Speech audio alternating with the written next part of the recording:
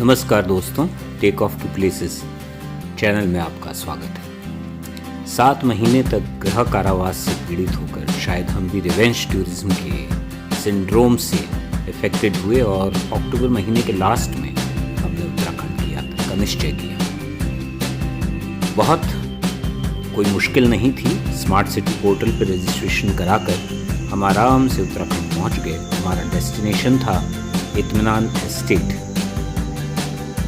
ये दिल्ली से करीबन 10 घंटे की दूरी पे है और करीबन 388 किलोमीटर का डिस्टेंस है। इस तरह से हमने अर्ली मॉर्निंग स्टार्ट किया था तो हम दोपहर तक इत्मीनान एस्टेट पहुंच गए थे और वहाँ पे हमको नीचे उतरने के लिए करीबन 25 मिनट के करीब चलना पड़ता है। और इस तरह से एक खूबसूरत प्रॉपर्टी आई इत्मीनान एस्टेट, जो कि वाकई बहुत सुंदर है और टिपिकल जो पहाड़ के पत्थर वाले घर होते हैं उस टाइप का स्ट्रक्चर है।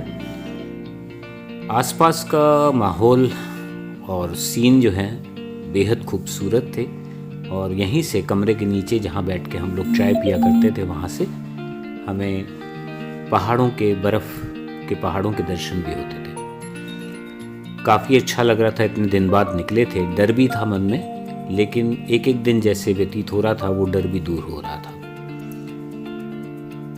तो इस तरह जो अल्मोड़ा के पारंपरिक घर होते हैं वहाँ पे हमारा स्टे था और ये इत्मीनान स्टेट काफ़ी विशाल क्षेत्र में फैला हुआ है और यहाँ पे रूम्स और डाइनिंग हॉल और बाकी कॉटेजेस इन सब में काफ़ी डिस्टेंस है, तो काफ़ी प्राइवेसी है। बहुत अच्छा लगता था सुबह की चाय के साथ बर्फ़ के पहाड़ों को देखना, जो कि पास में ही थे।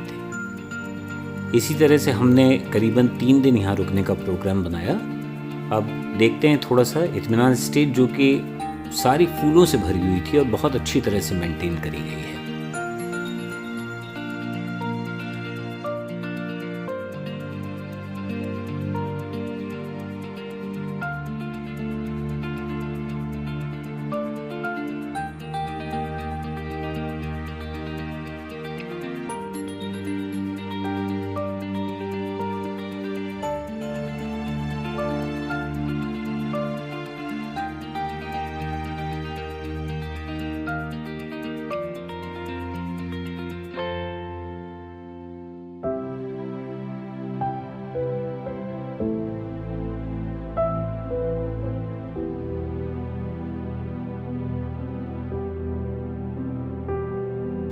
ये यहाँ का खूबसूरत डाइनिंग हॉल, जहाँ पे हम लोग ब्रेकफास्ट, लंच और डिनर के लिए जाया करते थे।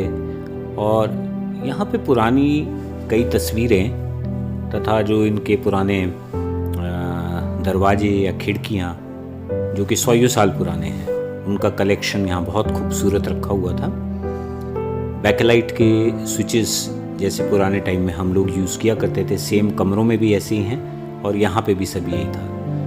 तो जो एम्बियंस है और जो डेकोरेशन है इस जगह का बहुत अच्छा है और यहाँ पे बैठ के डिनर या लंच लेने का अपना एक अलग ही आनंद है। इन खिड़कियों के बाहर से आप खूबसूरत दृश्यों का अवलोकन करते रहते हैं खाते हुए। वो अपने आप में एक अलग एक्सपीरियंस है। इंटरनेट की सुविधा यहाँ पर अच्छी तरह से अवेलेबल है।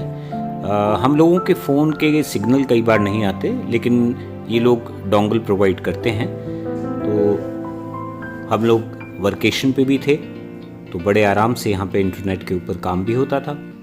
इस जगह पे डाइनिंग हॉल के अंदर बैठ के भी बहुत काम किया, क्योंकि सामने अच्छे अच्छे दृश्य दिखते थे और किसी भी टाइम आप खाने के लिए कुछ चाहें तो ऑर्डर कर सकते हैं, स्नैक्स या टी वगैरह। तो ओवरऑल एक बहुत अच्छा एक्सपीरियंस था। यहीं से कुछ ट्रेल्स जाती हैं।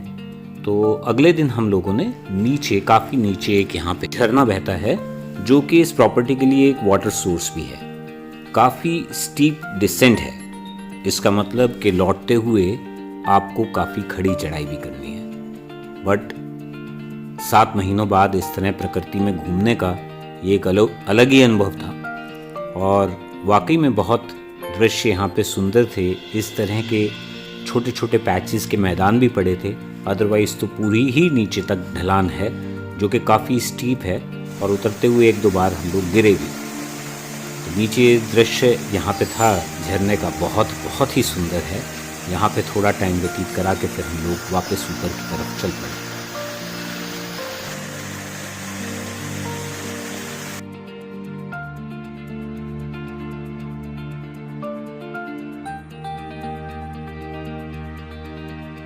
अगले दिन हमने एक दूसरी जगह जाने का प्रोग्राम किया, जो है घंटिका देवी। वैसे तो इस कोविड के समय में गांव वगैरह जाना जो था वो मुश्किल था, क्योंकि गांव के लोग भी प्रेफर नहीं करते थे बाहर के लोग आए। फिर भी हम विशेषता परमिशन लेके घंटिका देवी जी के लिए निकले और वापस इत्मीनान एस्टेट से ऊपर मेन रोड तक आने में आपको करीबन 45 या 50 मिनट की चढ़ाई करनी पड़ती है।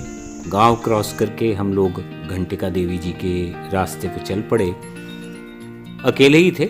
सबसे पहले तो यहाँ सुबह सुबह हमें एक वुल्फ के दर्शन भी हो गए, जो कि बिल्कुल पास से निकल के भाग गया था। हम दोनों इस टाइम अकेले ही चल रहे थे। इस रास्ते के ऊपर हवा बह रही थी, उसकी आवाज़ जंगल के अंदर पेड़ों से टकराते हुए बहुत सुंदर लग रही थी। और ये भी एक अलग अनुभव इसलिए था कि कोई आसपास नहीं था। नीचे गांव वालों ने बताया था कि ऊपर एक पुजारी जी मिलेंगे, लेकिन उनकी कोठरी भी खाली थी, ताला लगा हुआ था, वो भी शायद गए हुए थे यहाँ से। घंटिका देवी से जो चारों तरफ का दृश्य है वो अति मनोरम है, क्योंकि जैसे इत्मीनान एस्टेट से जो हमें पहाड़ों की चोटियाँ दिखती थी, यहाँ से दूर तक बहुत ज़्यादा दिखती हैं।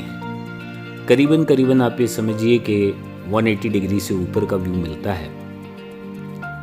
तो इस तरह से कई चोटियों का दर्शन करने के लिए यहाँ पे हमने समय व्यतीत किया। और क्योंकि बिल्कुल अकेले थे तो किसी तरह का कोई शोर शराबा नहीं था। आराम से कुछ समय व्यतीत करने के बाद हम लोग वापसी के रास्ते के लिए, यानी कि इत्मीनान एस्टेट के लिए निकल चुके। अब आप यहाँ पे देखिए, घंटिका देवी जी के दर्शन कीजिए। बहुत सुंदर मंदिर है, यहाँ पे छोटा सा मंदिर है और नेचुरली कहते हैं कि गांव वालों में बहुत लोकप्रिय है और काफ़ी भीड़ यहाँ पे रहती है। विशेषतः जो मेले का समय होता है, यहाँ पे काफ़ी भीड़ होती है।